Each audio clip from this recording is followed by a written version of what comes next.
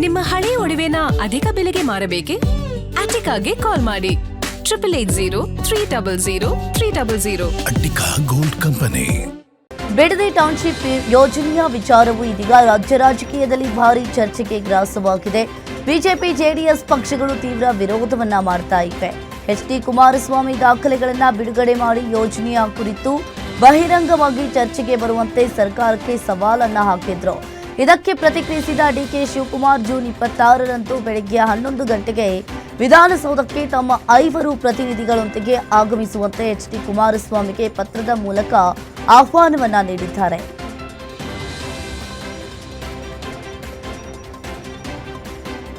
ಇನ್ನು CM DK Shivakumar ಆಹ್ವಾನವನ್ನ ತಿರಸ್ಕರಿಸಿದ Kumaraswamy June 26ರಂದು ಪೂರ್ವ ನಿಗದಿತ ಕಾರ್ಯಕ್ರಮಗಳಿರುವ ಕಾರಣ ಬರಲು ಸಾಧ್ಯವಿಲ್ಲ.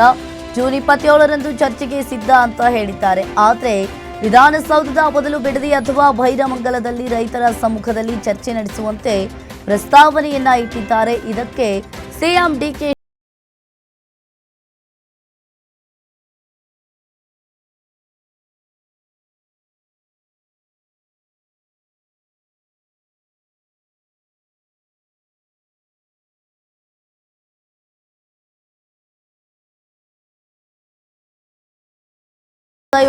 ಆಗಸ್ಟ್ 1ರಂದು ಸಿಎಂ ಆಗಿದ್ದಾಗಲೇ ಯೋಜನೆ ಕೈ ಬಿಡೋ ಬಗ್ಗೆ ಸದನದಲ್ಲಿ ಹೇಳಿದ್ದೇನೆ.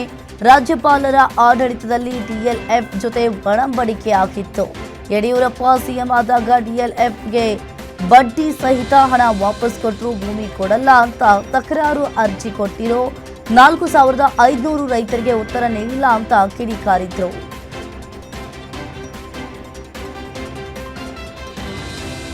ಸಿಎಂ ಡಿಕೆ ಶಿವಕುಮಾರ್ ಇದೀಗ ಈ ಹಿಂದೆ ಹೈಕಮಾಂಡ್ ಮಟ್ಟದಲ್ಲಿ ನಡೆದಿದ್ದ ಅಧಿಕಾರ ಹಂಚಿಕೆ ಗುಟ್ಟನ್ನ ಬಹಿರಂಗವಾಗಿ ಬಿಚ್ಚಿಟ್ಟಿದ್ದಾರೆ. 2023ರ ಚುನಾವಣೆಯಲ್ಲಿ ಕಾಂಗ್ರೆಸ್ ಅಧಿಕಾರಕ್ಕೆ ಬಂದಿತ್ತು. ವರಿಷ್ಠರು ನನ್ನನ್ನೇ ಸಿಎಂ ಮಾಡ್ತಾರೆ ಅಂದುಕೊಂಡಿದ್ದೆ, ಆದರೆ ಸಿದ್ದರಾಮಯ್ಯಗೂ ಅವಕಾಶ ಕೊಡೋಣ ಅಂತ ಹೇಳಿದ್ರು. ಅಲ್ಲದೆ ಅಂದು ಇಬ್ಬರು ಕೂಡ ಶೇರ್ ಮಾಡ್ಕೊಳ್ಳಿ ಅಂತ ಪಕ್ಷ ಹೇಳಿತ್ತು. ಅಂದು ಈ ನಿರ್ಧಾರವಾಗಿತ್ತು, ಅದರ ಬಗ್ಗೆ ಎಲ್ಲೂ ಹೇಳಿರಲಿಲ್ಲ.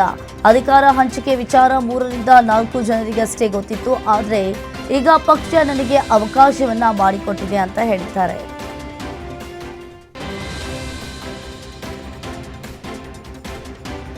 ಶಾಶ್ವತ ವಿದ್ಯುತ್ ಸಂಪರ್ಕವಾಗಿ ಈಗಾಗಲೇ ಕಾಯ್ತಾ ಇರುವವರಿಗೆ ಕೊನೆಗೂ ಕೂಡ ಸರ್ಕಾರ ಗುಡ್ ನ್ಯೂಸ್ ಅನ್ನ ಕೊಟ್ಟಿದೆ. ಓಸಿಯಿಂದ ವಿನಾಯಿತಿ ನೀಡಿ ಸಿಎಂ ಡಿಕೆ ಶಿವಕುಮಾರ್ ಸರ್ಕಾರ ಆದೇಶವನ್ನ ಹೊರಡಿಸಿದ್ದಾರೆ.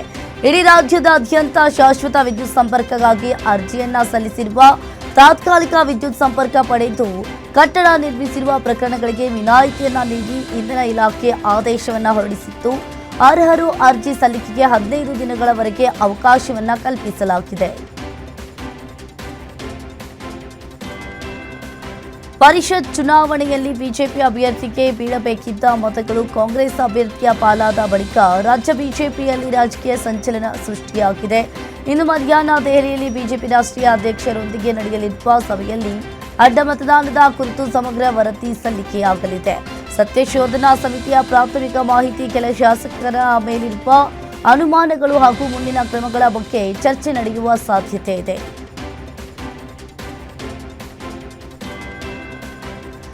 ಆನೆ ಪ್ರಮಾಣ ಪಾಲಿಟಿಕ್ಸ್ಗೆ ಬಿಜೆಪಿಯಲ್ಲೇ ಅಪಸ್ವರ ಕೇಳಿ ಬಂದಿದೆ ಅಂತ ಕೇಂದ್ರ ಸಚಿವ ಪ್ರಹ್ಲಾದ್ ಜೋಶಿ ಪ್ರತಿಕ್ರಿಯೆ ಕೊಟ್ಟಿದ್ದಾರೆ. ಹುಬ್ಬಳ್ಳಿಯಲ್ಲಿ ಮಾತನಾಡಿದ ಅವರು, ಅಡ್ಡ ಮತದಾನದಿಂದ ಪಾರ್ಟಿ ಅಧ್ಯಕ್ಷರು ನೊಂದುಕೊಂಡಿದ್ದಾರೆ. ವಿಜಯೇಂದ್ರ ಮನಸ್ಸಿನ ನೋವು ಅರ್ಥವಾಗುತ್ತದೆ. ಇದೇ ವಿಚಾರದಲ್ಲಿ ಧರ್ಮಸ್ಥಳವನ್ನ ಎಳೆಯೋದು ಬೇಡ ಅಂತ ಹೇಳಿದ್ದೇನೆ. ಹೀಗಾಗಿ ಆನೆ ಪ್ರಮಾಣ ಕೈಬಿಡಲು ವಿಜಯೇಂದ್ರಗೆ ವಿನಂತಿಯನ್ನ ಮಾಡಿದ್ದೇನೆ ಅಂತ ಹೇಳಿದ್ರು. ಧರ್ಮಸ್ಥಳದಲ್ಲಿ ಬಿಜೆಪಿ ಶಾಸಕರ ಆನೆ ಪ್ರಮಾಣ ಮಾಡಿಸುವ ವಿಚಾರಕ್ಕೆ ಸಂಬಂಧಿಸಿದಂತೆ ಚಿತ್ರದುರ್ಗದ ಹೊಳಲ್ಕೆರೆ ಶಾಸಕ ಎಂ ಚಂದ್ರಪ್ಪ ಪ್ರತಿಕ್ರಿಯೆ ಕೊಟ್ಟಿದ್ದಾರೆ. ಈ ಬಗ್ಗೆ ಮಾತನಾಡಿದ ಅವರು, ನಮ್ಮ ರಾಜ್ಯ ಅಧ್ಯಕ್ಷರ ತೀರ್ಮಾನಕ್ಕೆ ನಾವು ಬದ್ಧವಾಗಿದ್ದೇವೆ. ಧರ್ಮಸ್ಥಳ ಮಂಜುನಾಥೇಶ್ವರನ ಮೇಲೆ ಎಷ್ಟು ನಂಬಿಕೆ ಇದೆ ಅಂತ ಗೊತ್ತು. ಅವರು ಎಲ್ಲಿಗೆ ಕರೆದ್ರು ನಾವೆಲ್ಲರೂ ಬರ್ತೀವಿ ಅಂತ ಹೇಳಿದ್ರು.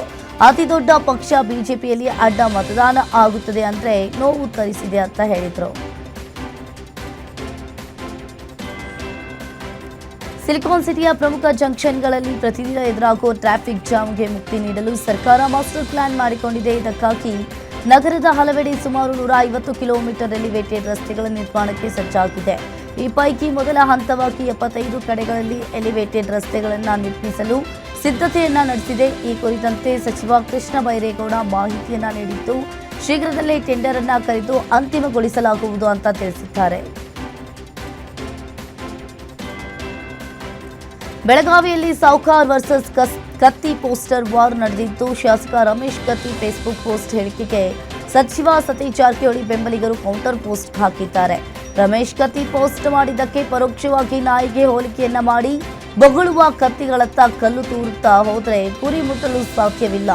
ನಾಯಿ ಬೊಗಳಿದ್ರೆ ದೇವಲೋಕ ಹಾಳಾಗುವುದಿಲ್ಲ. ನಮ್ಮ ಸಾವ್ಕಾರ್ ವಿರುದ್ಧ 100 ನಾಯಿ ಬೊಗಳಿದ್ರು ಏನೂ ಮಾಡಲಾಗಲ್ಲ ಅಂತ ಪೋಸ್ಟ್ ಹಾಕಿದ್ದಾರೆ.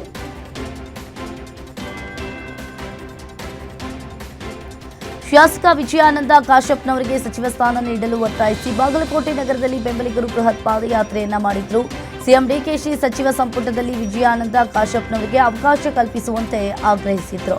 ಕಾಂಗ್ರೆಸ್ ಯುವ ನಾಯಕನಿಗೆ ಸಚಿವ ಸ್ಥಾನಕ್ಕಾಗಿ ಬೆಂಬಲಿಗರ ಹಕ್ಕೊತ್ತಾಯ ಮಾಡಿದ್ರು. ಇನ್ನು ಕಾಂಗ್ರೆಸ್ ಮುಖಂಡರಾದ ಮಲ್ಲಿಕಾರ್ಜುನ್ ಚರತಿಮಠ್, ರಮೇಶ್ ಬತ್ನೂರ್, ಚಂದ್ರಶೇಖರ್ ರಾಠೋಡ್ ನೇತೃತ್ವದಲ್ಲಿ ಬೃಹತ್ ಮೆರವಣಿಗೆ ನಡೆಯಿತು. ಕೆಪಿಸಿಸಿ ಅಧ್ಯಕ್ಷರ ಪದಗ್ರಹಣ ವೇಳೆ ಬಿಜೆಪಿ ವಿರುದ್ಧ ಕಿಡಿಕಾರಿದ್ದ ಕಾಂಗ್ರೆಸ್ ನಾಯಕರಿಗೆ ಎಂಎಲ್ಸಿ ಸಿಟಿ ರವಿ ತಿರುಗೇಟು ಕೊಟ್ಟಿದ್ದಾರೆ. ಬಿಜೆಪಿ ಸಂವಿಧಾನ ವಿರೋಧಿಯಲ್ಲ, ಕಾಂಗ್ರೆಸ್ ನಾಯಕರು ಸಂವಿಧಾನ ವಿರೋಧಿಗಳು ಅಂತ ಹೇಳಿದ್ರು. ಕಾಂಗ್ರೆಸ್ನವರೇ ಸಂವಿಧಾನಕ್ಕೆ ಹೆಚ್ಚು ತಿದ್ದುಪಡಿಯನ್ನ ಮಾಡಿದ್ದಾರೆ. 106ರಲ್ಲಿ 75ಕ್ಕೂ ಹೆಚ್ಚು ತಿದ್ದುಪಡಿ ಮಾಡಿರುವುದು ಕಾಂಗ್ರೆಸ್. ತನ್ನ ಸ್ವಾರ್ಥಕ್ಕಾಗಿ ಸಂವಿಧಾನಕ್ಕೆ ತಿದ್ದುಪಡಿ ಮಾಡಿದ್ದು ಕಾಂಗ್ರೆಸ್. ಸಂವಿಧಾನ ದುರುಪಯೋಗ ಪಡಿಸಿಕೊಂಡಿದ್ದು ಕಾಂಗ್ರೆಸ್. ಸಂವಿಧಾನ ಅಷ್ಟೇ ಅಲ್ಲ, ಪ್ರಜಾಪ್ರಭುತ್ವ ವಿರೋಧಿ ಕಾಂಗ್ರೆಸ್ ಅಂತ ಗುಡುಕಿದ್ರು. ದಿನ ಕಳೆದಂತೆ ದುನಿಯಾ ದುಬಾರಿಯಾಗ್ತಾ ಇದೆ. ಅದರಲ್ಲೂ ಮಧ್ಯಪ್ರಾಚ್ಯದಲ್ಲಿ ಯುದ್ಧ ಆರಂಭವಾದಾಗಿನಿಂದಲೂ ಕೂಡ ಮಧ್ಯಮ ವರ್ಗದ ಜನರು ಜೀವನ ನಡೆಸೋದೇ ಕಷ್ಟವಾಗಿದೆ. ಹಾಲು, ನೀರು, ಪೆಟ್ರೋಲ್, ಡೀಸೆಲ್ ಅಷ್ಟೇ ಯಾಕೆ, ಹೋಟೆಲ್ ದರವು ಏರಿಕೆ ಮಾಡಿದ್ದಾಗಿದೆ. ಇದೀಗ ಸರ್ಕಾರಿ ಬಸ್ಗಳ ಪ್ರಯಾಣ ದರದ ಸರತೆ. ಕಳೆದೊಂದು ವರ್ಷದಲ್ಲಿ ಶೇಕಡ 15ರಷ್ಟು ಟಿಕೆಟ್ ದರ ಹೆಚ್ಚಿಸಿದ್ದ ಸಾರಿಗೆ ಸಂಸ್ಥೆಗಳು ಇದೀಗ ಮತ್ತೆ ಟಿಕೆಟ್ ರೇಟ್ ಏರಿಸಿ ಅಂತ ಸರ್ಕಾರಕ್ಕೆ ಮನವಿಯನ್ನ ಸಲ್ಲಿಸಿವೆ. ಕೇಂದ್ರ ಸರ್ಕಾರದ ಮಾದರಿಯಂತೆ ಕರ್ನಾಟಕದಲ್ಲೂ ರಾಜ್ಯ ಸರ್ಕಾರಿ ನೌಕರರಿಗೆ ಉಚಿತ ಆರೋಗ್ಯ ತಪಾಸಣೆ ಸೌಲಭ್ಯವನ್ನ ಘೋಷಿಸಲಾಗಿದೆ. ಆರೋಗ್ಯ ಸಂಜೀವಿನಿ ಯೋಜನೆ ಅಡಿಯಲ್ಲಿ 40 ವರ್ಷ ವಯಸ್ಸು ಮೀರಿದ ರಾಜ್ಯ ಸರ್ಕಾರಿ ನೌಕರರಿಗೆ ಉಚಿತವಾಗಿ ವಾರ್ಷಿಕ ವೈದ್ಯಕೀಯ ತಪಾಸಣೆ ಸೌಲಭ್ಯವನ್ನ ಮಂಜೂರು ಮಾಡಿ ಅಧಿಕೃತವಾಗಿ ಆದೇಶವನ್ನ ಹೊರಡಿಸಿದೆ. ಗಂಭೀರ ಆರೋಗ್ಯ ಸಮಸ್ಯೆಗಳನ್ನು ಆರಂಭಿಕ ಹಂತದಲ್ಲೇ ಪತ್ತೆ ಹಚ್ಚಿ ತಡೆಗಟ್ಟುವ ಉದ್ದೇಶದಿಂದ ಈ ನಿರ್ಧಾರವನ್ನ ಕೈಗೊಳ್ಳಲಾಗಿದೆ. ದಾಂಪತ್ಯ ಜೀವನದ ಕನಸು ಕಂಡಿದ್ದ ಯುವತಿ ಸೇರಿ ಆಕೆಯ ಹೆತ್ತವರು ದಾರುಣವಾಗಿ ಅಂತ್ಯ ಕಂಡಿರುವ ಘಟನೆ ಮೈಸೂರು ಜಿಲ್ಲೆಯ ಟಿ ನರಸೀಪುರ ತಾಲೂಕಿನ ಕೆಂಪಯ್ಯನಹುಂಡಿ ಗ್ರಾಮದಲ್ಲಿ ನಡೆದಿದೆ. ಇದೇ ಗ್ರಾಮದ ವ್ಯಕ್ತಿನೋರ್ವನಿಂದ ಯುವತಿಗೆ ಕಿರುಕುಳ ಹಿನ್ನೆಲೆಯಲ್ಲಿ ವಿಷ ಸೇವಿಸಿ 3 ಒಟ್ಟಿಗೆ ಪ್ರಾಣ ಬಿಟ್ಟಿದ್ದಾರೆ. ಶಿವಣ್ಣ, ನಾಗರತ್ನ ಹಾಗೂ ರಕ್ಷಿತಾ ಮೃತರಾಗಿದ್ದು, ಎಲ್ಲವೂ ಅಂದುಕೊಂಡಂತೆ ನಡೆದಿದ್ರೆ ಜೂನ್ 24 ಅಂದ್ರೆ ನಾಡಿದ್ದು ರಕ್ಷಿತಾ ವಿವಾಹ ನಡೆಯಬೇಕಿತ್ತು. ಆದರೆ ಮದುವೆ ಸಂಭ್ರಮದಲ್ಲಿರಬೇಕಿದ್ದ ಮನೆಯಲ್ಲೀಗ ಸೂತಕ ಆವರಿಸಿದೆ. ಒಂದೇ ಕುಟುಂಬದ 3 ಆತ್ಮಹತ್ಯೆ ಪ್ರಕರಣಕ್ಕೆ ಸಂಬಂಧಿಸಿದಂತೆ ಆರೋಪಿ ಉಲ್ಲಾಸ್ ಗೌಡನನ್ನ ಪೊಲೀಸರು ಬಂಧಿಸಿದ್ದಾರೆ.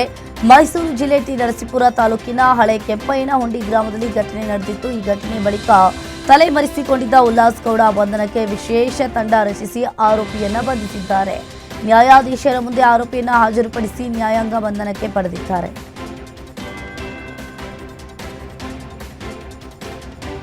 ನಾಗ ಸಾಧುಗಳ ಸೋಗಿನಲ್ಲಿ ಮನೆಗೆ ಬಂದು ಆಶೀರ್ವಾದ ಮಾಡುವ ನೆಪದಲ್ಲಿ 2 ಖದೀಮರು ಕೈಯಲ್ಲಿದ್ದ ಉಂಗುರ ಕಳ್ಳತನ ಮಾಡಿದ ಘಟನೆ ಬೆಂಗಳೂರಿನ ವಿಜಯನಗರ ಆರ್ಪಿಸಿ ಲೇಔಟ್ನಲ್ಲಿ ನಡೆದಿದೆ. ಅರುಣ್ ಶ್ರೀಪಾದ್ ಎಂಬುವವರಿಗೆ ಖದೀಮರು ವಂಚನೆಯನ್ನ ಮಾಡಿದ್ದು, ತ್ರಿಶೂಲ ಹಣೆಗಿಟ್ಟು ಆಶೀರ್ವಾದವನ್ನ ಮಾಡಿ ವಿಭೂತಿಯನ್ನ ನೀಡಿದ್ದಾರೆ. ಬಳಿಕ ಆಶೀರ್ವಾದ ಪಡೆದು ಮನೆಗೆ ಬಂದು ನೋಡಿದ ವೇಳೆ ಉಂಗುರ ಕಳ್ಳತನವಾಗಿರುವುದು ಬೆಳಕಿಗೆ ಬಂದಿದೆ. ಇದಕ್ಕೆ ಸಂಬಂಧಪಟ್ಟಂತೆ ವಿಜಯನಗರ ಪೊಲೀಸ್ ಠಾಣೆಗೆ ಶ್ರೀಪಾದ್ ದೂರು ನೀಡಿದ್ದಾರೆ.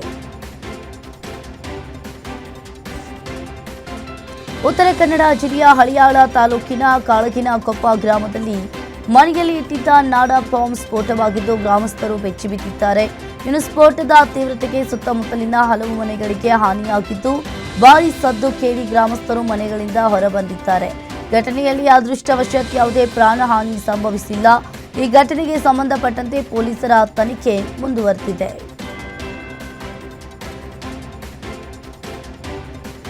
ಪತ್ನಿಯ ನಂಬರನ್ನ ಕೇಳಿದ ವ್ಯಕ್ತಿಗೆ ಗಂಡ ಮಚ್ಚಿನಿಂದ ಹೊಡೆದ ಘಟನೆ ಮೈಸೂರು ಜಿಲ್ಲೆಯ ಹುಣಸೂರು ತಾಲೂಕಿನ ಹನಗೂಡಿನಲ್ಲಿ ನಡೆದಿದೆ. ಘಟನೆಯಲ್ಲಿ ಬಿಡಿಸಲು ಬಂದ ಪತ್ನಿಗೂ ಪತಿ ಮಹಾಶಯ ಮಚ್ಚನ್ನ ಬೀಸಿದ್ದು ಪತ್ನಿ ಕೈಗೆ ಗಂಭೀರವಾಗಿ ಗಾಯವಾಗಿದೆ. ಇನ್ನು ಪತ್ನಿಯನ್ನ ಆಸ್ಪತ್ರೆಗೆ ದಾಖಲಿಸಲಾಗಿದ್ದು ಗಂಡ ಮಚ್ಚು ಹಿಡಿದು ಗಲಾಟೆ ಮಾಡ್ತಾ ಇದ್ದ ದೃಶ್ಯ ಸೆರೆಯಾಗಿದೆ. ಇದಕ್ಕೆ ಸಂಬಂಧಪಟ್ಟಂತೆ ಹುಣಸೂರು ಪೊಲೀಸ್ ಠಾಣೆಯಲ್ಲಿ ಪ್ರಕರಣ ದಾಖಲಾಗಿದೆ. ಉತ್ತರ ಕನ್ನಡ ಜಿಲ್ಲೆಯ ಹಳಿಯಾಳದಲ್ಲಿ ಮಚ್ಚು ಮಂಚ ಕೊನೆಗೂ ಕಾಕಿ ಬಲೆಗೆ ಬಿದ್ದಿದ್ದಾನೆ. ಮಹಾರಾಷ್ಟ್ರ ಗಡಿಯಲ್ಲಿ ಮೊಬೈಲ್ ಬಳಸದ ರೌಡಿಯನ್ನ ಚಾಣಾಕ್ಷತೆಯಿಂದ ಹಳಿಯಾಳ ಪೊಲೀಸರು ಬಂಧಿಸಿದ್ದಾರೆ. ಬಂಧಿಸುವ ವೇಳೆ ಪೊಲೀಸರ ಮೇಲಿಗೆ ಹಲ್ಲೆಗೆ ಯತ್ನಿಸಿದ್ದ ವಿಡಿಯೋ ವೈರಲ್ ಆಗಿತ್ತು. ಹಳಿಯಾಳ ದಾಂಡೇಲಿ ರಾಮನಗರ ಪೊಲೀಸರ ಜಂಟಿ ಕಾರ್ಯಾಚರಣೆಯನ್ನು ನಡೆಸಿ ಮಚ್ಚು ಮಂಚಾನನ್ನ ಬಂಧಿಸಿ ನ್ಯಾಯಾಂಗ ಬಂಧನಕ್ಕೆ ಒಪ್ಪಿಸಿದ್ದಾರೆ. ಯಾದಗಿರಿಯಲ್ಲಿ ನರೇಗಾ ಕೆಲಸ ಮಾಡಿದವರಿಗೆ ಸರಿಯಾದ ಕೂಲಿ ಸಿಗ್ತಾ ಇಲ್ಲ ಎಂಬ ಆರೋಪ ಇಲ್ಲಿ ಕೇಳಿ ಬರ್ತಾ ಇದೆ. ಕಮಿಷನ್ ಹಣ ಕೊಟ್ರೆ ಕೂಲಿ ಹಣ ಪಾವತಿ ಮಾಡ್ತಾರೆ. ಇನ್ನು ಪಂಚಾಯತ್ ಅಧಿಕಾರಿಗಳ ವಿರುದ್ಧ ಆರೋಪ ಹೆಚ್ಚಾಗ್ತಾ ಇದೆ. 100 ಕಾರ್ಮಿಕರ ಹಣವನ್ನ ಪಿಡಿಒ ವಿಜಯಲಕ್ಷ್ಮಿ ಶಾಬಾದಿ ಪಾವತಿ ಮಾಡಿಲ್ಲ. ಕೆಲಸ ಮಾಡಿದ ಹಣ ಪಾವತಿ ಮಾಡಿದ್ದಕ್ಕೆ ಇಲ್ಲಿ ಕಾರ್ಮಿಕರ ಸಂಕಷ್ಟವನ್ನ ಅನುಭವಿಸ್ತಾ ಇದ್ದು ಕಾರ್ಮಿಕರಿಂದ ಪಂಚಾಯತ್ ಅಧಿಕಾರಿಗಳ ವಿರುದ್ಧ ಆಕ್ರೋಶ ಹೊರಹಾಕಿದ್ದಾರೆ. ಗಿರ್ವಿ ಇಟ್ಟ ಬಂಗಾರ ವಾಪಸ್ ಕೇಳಿದ್ದಕ್ಕೆ ಜ್ಯುವೆಲರಿ ಶಾಪ್ ಮಾಲೀಕರೊಬ್ಬರು ತಂದೆ ಮಗನ ಮೇಲೆ ಫೈರಿಂಗ್ ಮಾಡಿರುವ ಘಟನೆ ಧಾರವಾಡ ತಾಲೂಕಿನ ಗರ ಗ್ರಾಮದಲ್ಲಿ ನಡೆದಿದೆ. ಆರೋಪಿ ಮೋಹನ್ ಪತ್ತಾರ್ ಫೈರಿಂಗ್ ಮಾಡಿದ ಹಿನ್ನೆಲೆಯಲ್ಲಿ ನಿಂಗಪ್ಪ ಫಕೀರಪ್ಪ ಹೊರಕೇರಿ, ಸಿದ್ದಪ್ಪ ನಿಂಗಪ್ಪ ಹೊರಕೇರಿ ಗಾಯಗೊಂಡಿದ್ದಾರೆ. ಇದೇ ವೇಳೆ ಶಾಲೆಯಿಂದ ಮನೆಗೆ ತೆರಳುತ್ತಾ ಇದ್ದ ಬಾಲಕಿಗೂ ಗುಂಡು ತಗುಲಿದೆ. ಈ ಪ್ರಕರಣಕ್ಕೆ ಸಂಬಂಧಿಸಿದಂತೆ ಆರೋಪಿಯನ್ನ ಪೊಲೀಸರು ವಶಕ್ಕೆ ಪಡೆದುಕೊಂಡಿದ್ದಾರೆ.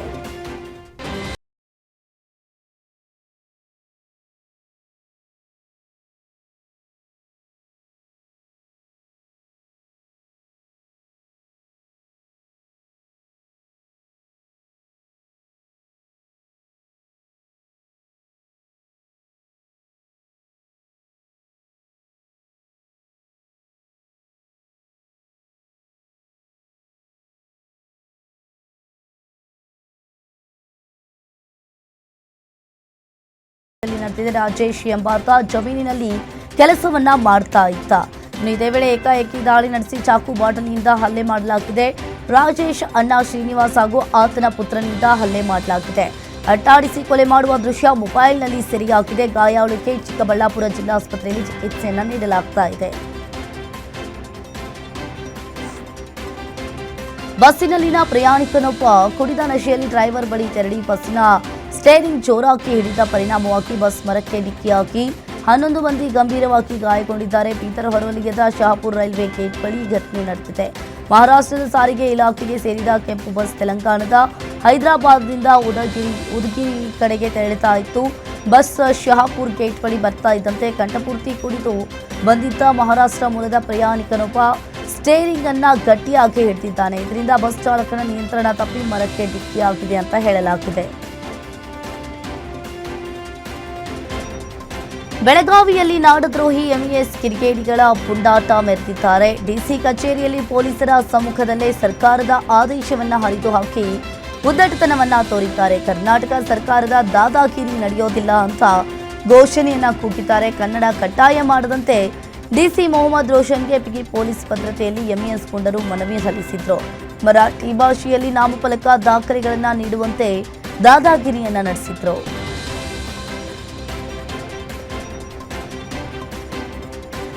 ಮಂಡ್ಯದ ಸಂಜಯ್ ವೃತ್ತದಲ್ಲಿ ರಾಜ್ಯ ಸರ್ಕಾರದ ವಿರುದ್ಧ ಬಿಜೆಪಿ ಕಾರ್ಯಕರ್ತರು ಪ್ರೊಟೆಸ್ಟ್ ಅನ್ನು ನಡೆಸಿದ್ರು. ನೀಟ್ ಪರೀಕ್ಷೆ ವಂಚಿತ ವಿದ್ಯಾರ್ಥಿಗಳ ಪರ ಪ್ರತಿಭಟನೆಯನ್ನ ನಡೆಸಿ ಘೋಷಣೆಯನ್ನ ಕೂಗಿ ಆಕ್ರೋಶವನ್ನ ವ್ಯಕ್ತಪಡಿಸಿದ್ರು. ನಿನ್ನೆ ಬೆಂಗಳೂರಿನ ಅರಮನೆ ಮೈದಾನದಲ್ಲಿ ನಡೆದ ಕಾಂಗ್ರೆಸ್ ಅಧ್ಯಕ್ಷರಿ ಪದಗ್ರಹಣ ಸಮಾರಂಭದಿಂದ ನೀಟ್ ಪರೀಕ್ಷೆ ವಿದ್ಯಾರ್ಥಿಗಳು ಪರದಾಟವನ್ನ ನಡೆಸಿದ್ರು.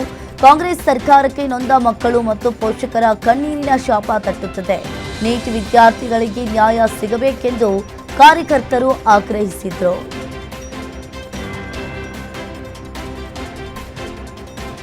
ಮಂಡ್ಯದಲ್ಲಿ ರ್ಯಾಪಿಡೋ ಬೈಕ್ ಓಲಾ ಆಟೋಗಳ ವಿರುದ್ಧ ಆಟೋ ಮತ್ತು ಟ್ಯಾಕ್ಸಿ ಚಾಲಕರು ಬೃಹತ್ ಪ್ರೊಟೆಸ್ಟ್ ಅನ್ನು ನಡೆಸಿದ್ರು. ಮಂಡ್ಯದ ಮಹಾವೀರ ವೃತ್ತದಿಂದ ಆರ್ಟಿಒ ಕಚೇರಿಯವರೆಗೆ ಆಟೋ ಚಾಲಕರು ಬೃಹತ್ ಮೆರವಣಿಗೆಯನ್ನ ನಡೆಸಿ ಆರ್ಟಿಒ ಕಚೇರಿಗೆ ಮುತ್ತಿಗೆಯನ್ನ ಹಾಕಿ ಆಕ್ರೋಶವನ್ನ ವ್ಯಕ್ತಪಡಿಸಿದ್ರು. ರ್ಯಾಪಿಡೋ ಬೈಕ್ ಓಲಾ ಆಟೋಗಳಿಗೆ ಅನುಮತಿಯನ್ನ ಕೊಟ್ಟಿರುವುದರಿಂದ ಆಟೋ ಚಾಲಕರು ಬೀದಿಗೆ ಬಿದ್ದಿದ್ದಾರೆ. ಮಂಡ್ಯದಲ್ಲಿ ಅನುಮತಿಯನ್ನ ಕೊಡಬಾರದು ಅಂತ ಆಗ್ರಹಿಸಿದ್ರು.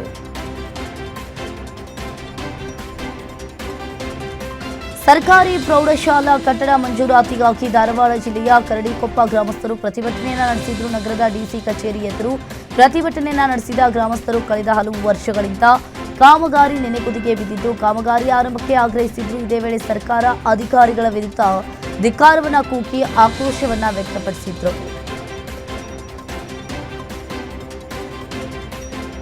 ದೇವನಹಳ್ಳಿ ಬಳಿಯ ಕೆಂಪೇಗೌಡ ಅಂತಾರಾಷ್ಟ್ರೀಯ ವಿಮಾನ ನಿಲ್ದಾಣದಲ್ಲಿ ಕಸ್ಟಮ್ಸ್ ಅಧಿಕಾರಿಗಳು ಭರ್ಜರಿಯಾಗಿ ಕಾರ್ಯಾಚರಣೆಯನ್ನು ನಡೆಸಿದ್ದಾರೆ.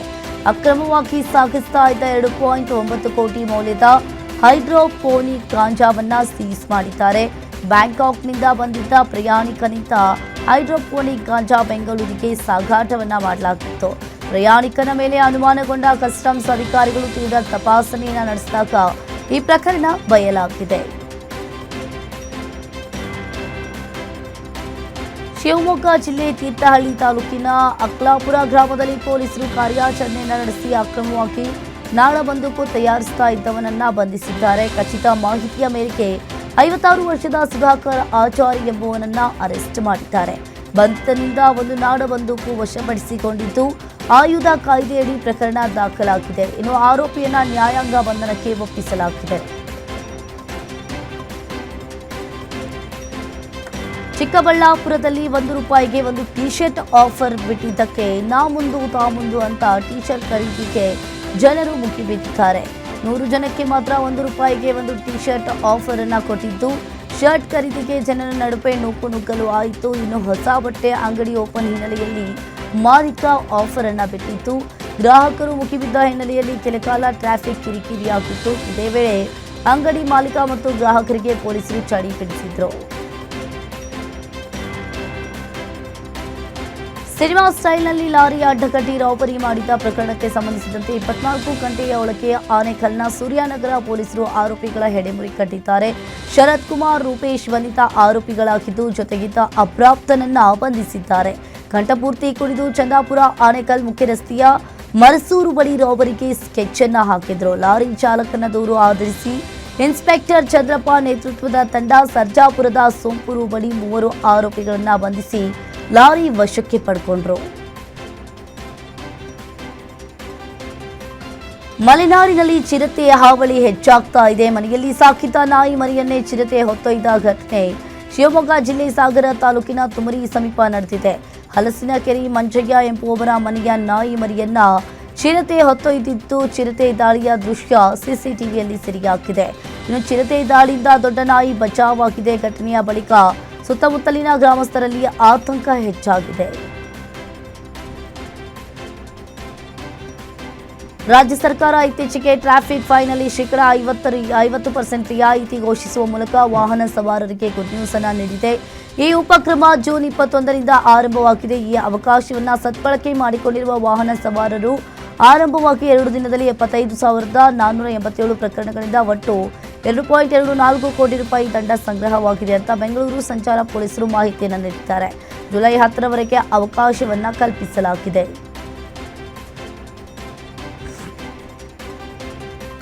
ಮುಂಗಾರು ಮಳೆಯ ಕೊರತೆ ನಡುವೆಯೂ ಕೂಡ ರಾಜ್ಯದಲ್ಲಿ ಜೂನ್ 28ರವರೆಗೂ ವರುಣಾರ್ಭಟ ಮುನ್ಸೂಚನೆಯನ್ನ ಹವಾಮಾನ ಇಲಾಖೆ ನೀಡಿದೆ. ಕರಾವಳಿ ಕರ್ನಾಟಕದಲ್ಲಿ ಇಂದಿನಿಂದ ಜೂನ್ 28ರವರೆಗೆ ಕೆಲ ಭಾಗಗಳಲ್ಲಿ ಭಾರೀ ಮಳೆ ನಿರೀಕ್ಷಿಸಲಾಗಿದ್ದು ಒಳನಾಡು ಭಾಗದಲ್ಲಿ ಜೂನ್ 23ರಿಂದ 25ರವರೆಗೆ ಜೂನ್ 27ರಂದು ಮಳೆ ಅಂದಾಜಿಸಲಾಗಿದೆ. ಆದಾಗ್ಯೂ ಕೂಡ ರಾಜ್ಯದ ಕೆಲವೆಡೆ ಬಿಸಿ ಗಾಳಿ ಮತ್ತು ತೇವಾಂಶ ಎಚ್ಚರಿಕೆಯನ್ನು ಇಲಾಖೆಯಲ್ಲಿ ನೀಡಿರುವಂಥದ್ದು. ಉತ್ತರ ಪ್ರದೇಶದ ರಾಜಧಾನಿ ಲಕ್ನೋದಲ್ಲಿ ಹೃದಯ ವಿದ್ರಾವಕ ಅಗ್ನಿ ದುರಂತ ಸಂಭವಿಸಿದ್ದು 15 ಮಂದಿ ಸಾವನ್ನಪ್ಪಿದ್ದಾರೆ. ಮಧ್ಯಾಹ್ನ ಏಕಾಏಕಿ ಕೋಚಿಂಗ್ ಸೆಂಟರ್ನಲ್ಲಿ ಬೆಂಕಿ ಕಾಣಿಸಿಕೊಂಡಿತ್ತು. ಬೆಂಕಿ ಹಾಗೂ ದಟ್ಟ ಹೊಗೆಯಿಂದ ಭಯಭೀತರಾದ ವಿದ್ಯಾರ್ಥಿಗಳು ಜೀವ ಉಳಿಸಿಕೊಳ್ಳಲು ಕಟ್ಟಡದಿಂದ ಜಿಗಿದಿದ್ದು ಹಲವರು ಗಾಯಗೊಂಡಿದ್ದಾರೆ. ಮಾಹಿತಿ ತಿಳಿಯುತ್ತಾ ಇದ್ದಂತೆಯೇ ಉತ್ತರ ಪ್ರದೇಶದ ಮುಖ್ಯಮಂತ್ರಿ ಯೋಗಿ ಆದಿತ್ಯನಾಥ್ ದುರಂತ ಸ್ಥಳಕ್ಕೆ ಆಗಮಿಸಿ ಅಧಿಕಾರಿಗಳೊಂದಿಗೆ ಚರ್ಚಿಸಿ ಮೃತರ ಕುಟುಂಬಗಳಿಗೆ ತಲಾ 5 ಲಕ್ಷ, ಗಾಯಾಳುಗಳಿಗೆ ತಲಾ ₹50,000 ಪರಿಹಾರವನ್ನು ಘೋಷಿಸಿದ್ದಾರೆ.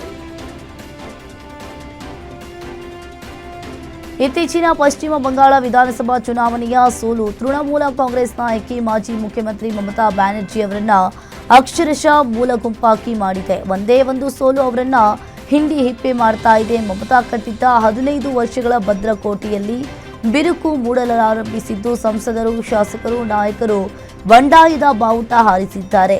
ಜತೆಗೆ ಬಂಡಾಯವೆದ್ದ ಶಾಸಕರು ಪಕ್ಷದ ಅಧ್ಯಕ್ಷ ಸ್ಥಾನಕ್ಕೆ ಮಮತಾ ಬದಲು ಹಿರಿಯ ನಾಯಕ ಅರೂಪ್ ರಾಯ್ ಅವರನ್ನ ನೇಮಕ ಮಾಡಿದ್ದಾರೆ.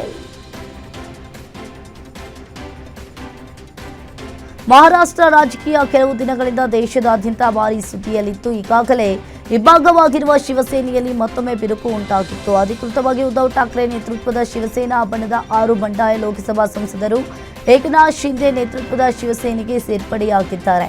ಇದರೊಂದಿಗೆ ಉದ್ಧವ್ ಠಾಕ್ರೆ ಅವರ ಬಣವು ಲೋಕಸಭೆಯಲ್ಲಿ ತನ್ನ ಬಲವನ್ನ ಕಳೆದುಕೊಂಡಿದೆ.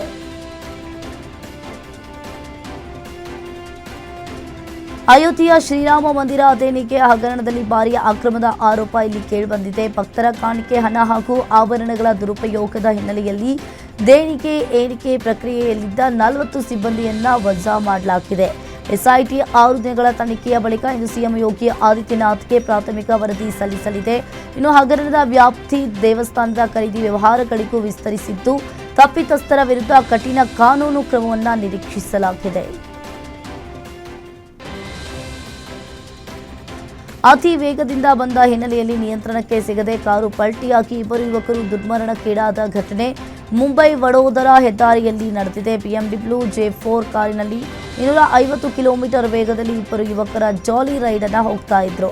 ರಸ್ತೆಯಿಂದ ಕಂದಕಕ್ಕೆ ಕಾರು ಬಿದ್ದು ಮುಂಬೈನ ಬದ್ಲಾಪುರ ನಿವಾಸಿಗಳಾದ ಯೋಗೇಶ್ ದಿಗೆ, ರಿಕೇಬಾ ಜಾಕಬ್ ಎಂಬ 2 ಯುವಕರು ದಾರುಣವಾಗಿ ಸಾವನ್ನಪ್ಪಿದ್ದಾರೆ. ಇರಾನ್ ಅಮೆರಿಕ ಕದನ ಮತ್ತೆ ಶುರುವಾಗುತ್ತಾ ಎಂಬ ಪ್ರಶ್ನೆ ಮೂಡಿದೆ. ಪಾಕಿಸ್ತಾನ ಮತ್ತು ಕತಾರ್ ಮಧ್ಯಸ್ಥಿಕೆಯಲ್ಲಿ ಸ್ವಿಟ್ಜರ್ಲೆಂಡ್ನಲ್ಲಿ ನಡೆದ ಶಾಂತಿ ಒಪ್ಪಂದ ಸಭೆ ವಿಫಲವಾಗಿದ್ದು, ಸಭೆಯಲ್ಲಿ ಉಭಯ ದೇಶಗಳ ನಡುವೆ ವಾಗ್ವಾದ ನಡೆಯಿತು. ಇರಾನ್ಗೆ ಪರಮಾಣು ಅಸ್ತ್ರವನ್ನ ಹೊಂದಲು ಬಿಡಲ್ಲ ಅಂತ ಅಮೆರಿಕ ಹೇಳಿದೆ. ಶಾಂತಿ ಸಂಧಾನ ಸಭೆಯಲ್ಲಿ ಅಮೆರಿಕ ಇರಾನ್ ನಡುವೆ ಹಗ್ಗ ಜಗ್ಗಾಟ ನಡೆಯಿತು. ಈ ಮಧ್ಯೆ ಇರಾನ್ ಮೇಲೆ ಅಮೆರಿಕ ಮತ್ತೆ ಭೀಕರ ದಾಳಿಯ ವಾರ್ನಿಂಗ್ ನೀಡಿದ್ದು, ಹೆಜ್ಬುಲ್ಲಾ ತನ್ನ ಆಕ್ರಮಣ ನಿಲ್ಲಿಸದಿದ್ರೆ ಮತ್ತೆ ವಾರ್ ಶುರುವಾಗಲಿದೆ. ಅಮೆರಿಕ ಇರಾನ್ ನಡುವೆ ಶಾಂತಿ ಒಪ್ಪಂದಕ್ಕೆ ಸಹಿ ಬಿದ್ದ ಬೆನ್ನಲ್ಲೇ ದಕ್ಷಿಣ ಲೆಬನಾನ್ನಲ್ಲಿ ಇಸ್ರೇಲ್ ಸೇನೆ ಮುಂದೆಯೂ ಕೂಡ ಬೀಡು ಬಿಡಲಿದೆ. ಇಸ್ರೇಲ್ನ ಭದ್ರತಾ ಅಗತ್ಯಗಳು ಇರುವವರೆಗೂ ಕೂಡ ನಾವು ಅಲ್ಲಿಂದ ಹಿಂದೆ ಸರಿಯುವುದಿಲ್ಲ ಅಂತ ಇಸ್ರೇಲ್ ಪ್ರಧಾನಿ ಬೆಂಜಮಿನ್ ನೇತನ್ಯಾಹು ಸ್ಪಷ್ಟಪಡಿಸಿದ್ದಾರೆ. ಒಪ್ಪಂದದಲ್ಲಿ ಲೆಬನಾನ್ನಿಂದ ಇಸ್ರೇಲ್ ಹಿಂದೆ ಸರಿಯುವ ಅಂಶವೂ ಸೇರಿದೆ ಅಂತ ಅಮೆರಿಕ ಹಾಗೂ ಇರಾನ್ ಎರಡೂ ದೇಶಗಳು ಒಪ್ಪಿಕೊಂಡಿವೆ. ಅದರ ಹೊರತಾಗಿಯೂ ಕೂಡ ನೇತನ್ಯಾಹು ಅವರು ಈ ಹೇಳಿಕೆಯನ್ನು ನೀಡಿದ್ದಾರೆ. ಗಲ್ಫ್ ರಾಷ್ಟ್ರವಾದ ಕತಾರ್ನ ಪ್ರಮುಖ ಗ್ಲಾಸ್ ಪ್ಲಾಂಟ್ ಒಂದರಲ್ಲಿ ಸಂಭವಿಸಿದ ಭೀಕರ ಸ್ಫೋಟದಲ್ಲಿ ಕನಿಷ್ಠ 13 ಜನರು ಸಾವನ್ನಪ್ಪಿದ್ದಾರೆ. 66ಕ್ಕೂ ಹೆಚ್ಚು ಜನರು ತೀವ್ರವಾಗಿ ಗಾಯಗೊಂಡಿದ್ದಾರೆ. ಮೃತಪಟ್ಟವರಲ್ಲಿ ಭಾರತೀಯ ಮೂಲದ ಕಾರ್ಮಿಕರು ಸೇರಿದ್ದಾರೆ ಅಂತ ಕತಾರ್ ಇಂಧನ ಸಚಿವ ಸಾದಾ ಶೆರದಾ ಅಲ್ ಕಾಫಿ ಖಚಿತಪಡಿಸಿದ್ದಾರೆ. ಕತಾರ್ನ ಕೈಗಾರಿಕಾ ವಲಯದಲ್ಲಿರುವ ಪ್ರಮುಖ ಗ್ಯಾಸ್ ಸಂಸ್ಕರಣಾ ಘಟಕದಲ್ಲಿ ಈ ದುರಂತ ಸಂಭವಿಸಿದೆ. ಸ್ಫೋಟದ ತೀವ್ರತೆಯಿಂದಾಗಿ ಸುತ್ತಮುತ್ತಲಿನ ಕಟ್ಟಡಗಳಿಗೂ ಹಾನಿಯಾಗಿದೆ ಅಂತ ಹೇಳಿದ್ದಾರೆ. ಇಂಗ್ಲೆಂಡ್ ವಿರುದ್ಧದ 3 ಪಂದ್ಯಗಳ ಏಕದಿನ ಸರಣಿಗೆ ಬಿಸಿಸಿಐ 15 ಸದಸ್ಯರ ಭಾರತ ತಂಡವನ್ನು ಪ್ರಕಟಿಸಿದೆ. ಗಾಯದಿಂದಾಗಿ ಅಫ್ಘಾನಿಸ್ತಾನ ವಿರುದ್ಧದ ಏಕದಿನ ಸರಣಿಗೆ ಅಲಭ್ಯರಾಗಿದ್ದ ವಿರಾಟ್ ಕೊಹ್ಲಿ ಇದೀಗ ಇಂಗ್ಲೆಂಡ್ ಪ್ರವಾಸದ ಭಾರತ ತಂಡಕ್ಕೆ ಆಯ್ಕೆಯಾಗಿದ್ದಾರೆ. ಆದರೆ ಅವರು ಇಂಗ್ಲೆಂಡ್ ಪ್ರವಾಸಕ್ಕೂ ಮುನ್ನ ಬೆಂಗಳೂರಿನಲ್ಲಿನ ಬಿಸಿಸಿಐ ಸೆಂಟರ್ ಆಫ್ ಎಕ್ಸಲೆನ್ಸ್ನಲ್ಲಿ ಫಿಟ್ನೆಸ್ ಟೆಸ್ಟ್ ಪಾಸ್ ಮಾಡಬೇಕಾದ ಅಗತ್ಯವಿದೆ. ಭಾರತ ಹಾಗೂ ಇಂಗ್ಲೆಂಡ್ ನಡುವಣ ಏಕದಿನ ಸರಣಿ ಜುಲೈ 15ರಿಂದ 19ರವರೆಗೆ ನಡೆಯಲಿದೆ.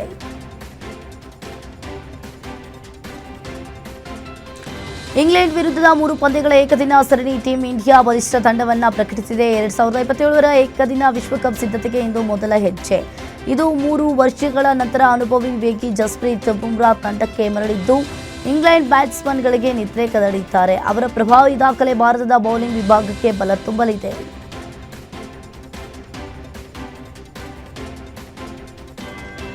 ಅಯೋಗ್ಯ 2 ಸಾಂಗ್ ರಿಲೀಸ್ ವೇಳೆ ವಿವಾದಕ್ಕೆ ಸಂಬಂಧಿಸಿದಂತೆ ನಟ ನೀನಾಸಂ ಸತೀಶ್ ನಿರ್ಮಾಪಕರಿಗೆ ಕ್ಷಮೆ ಕೇಳಿದ್ದಾರೆ. ನನ್ನ ಮಾತಿನಿಂದ ನೋವಾಗಿದ್ರೆ ಕ್ಷಮೆ ಇರಲಿ ಅಂತ ಹೇಳಿದ್ದಾರೆ. ನಾನು ಉದ್ದೇಶಪೂರ್ವಕವಾಗಿ ಮಾತನಾಡಿದ್ದಲ್ಲ. ನನ್ನ ಮಾತಿನಿಂದ ನೋವಾಗಿದ್ರೆ ದಯವಿಟ್ಟು ಕ್ಷಮಿಸಿ ಅಂತ ವಿಡಿಯೋ ಪೋಸ್ಟ್ ಮಾಡುವ ಮೂಲಕ ಕ್ಷಮೆ ಕೇಳಿದ್ದಾರೆ. ನಿರ್ಮಾಪಕರ ಬಗ್ಗೆ ಆಡಿದ ಮಾತಿಗೆ ನಟ ಸತೀಶ್ ಕ್ಷಮೆ ಯಾಚಿಸಿದ್ದಾರೆ. ಅಯೋಗ್ಯ 2 ಸಾಂಗ್ ರಿಲೀಸ್ ವೇಳೆ ಮಾತಿನ ಬರದಲ್ಲಿ ಸತೀಶ್ ನಿರ್ಮಾಪಕರಿಗೂ ಟಾಂಗ್ ಕೊಟ್ಟಿದ್ರು.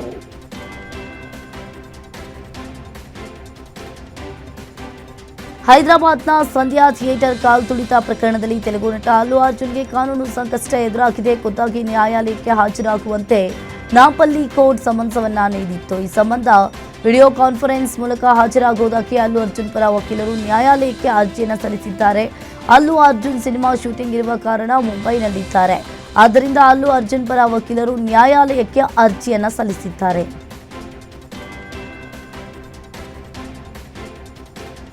ಸೂಪ್ರಾಮ್ಸ್ ರಿಲೀಸ್ ಆದ ದಿನವೇ ಆದರೆ ಜುಲೈ 24ಕ್ಕೆ ಮತ್ತೊಂದು ಭರವಸೆಯ ಸಿನಿಮಾ ಕರಾವಳಿ ತೆರೆ ಕಾಣ್ತಾ ಇದೆ. ಗುರುದತ್ ಕಾನಗ ನಿರ್ದೇಶನದ ರಾಜ್ವಿ ಶೆಟ್ಟಿ, ಪ್ರಜ್ವಲ್ ದೇವರಾಜ್ ನಟನೆಯ ಕರಾವಳಿ ಸಿನಿಮಾದ ರಿಲೀಸ್ ಡೇಟ್ ಅನೌನ್ಸ್ ಆಗಿದ್ದು ಜುಲೈ 24ಕ್ಕೆ ಅದ್ದೂರಿಯಾಗಿ ತೆರೆಗೆ ಬರ್ತಾ ಇದೆ.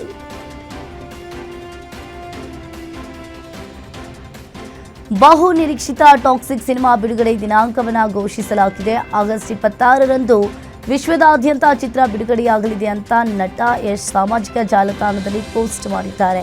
ಗೀತು ಮೋಹನ್ ದಾಸ್ ನಿರ್ದೇಶನದ ಈ ಚಿತ್ರವನ್ನು ಫಾದರ್ಸ್ ಡೇ ಪ್ರಯುಕ್ತ ರಿಲೀಸ್ ಡೇಟ್ ಅನೌನ್ಸ್ ಮಾಡಲಾಗಿದೆ. ರಾಕಿಂಗ್ ಸ್ಟಾರ್ ಯಶ್ ನಟನೆಯ ಈ ಚಿತ್ರಕ್ಕೆ ಅಭಿಮಾನಿಗಳಲ್ಲಿ ಭಾರಿ ನಿರೀಕ್ಷೆಯನ್ನ ಮೂಡಿದೆ.